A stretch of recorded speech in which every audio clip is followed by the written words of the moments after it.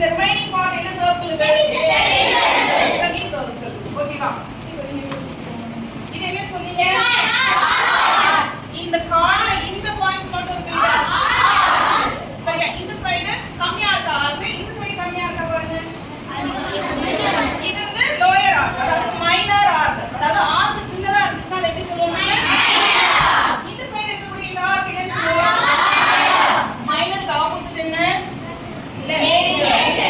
அப்ப இது என்ன ஆர்க்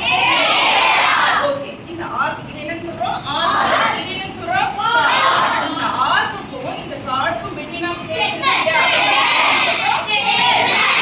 புரியுதா ஓகே இப்போ இங்க ஒரு பார்ட் இருக்கா இன்னொரு ஸ்டிக் இருக்கா பாருங்க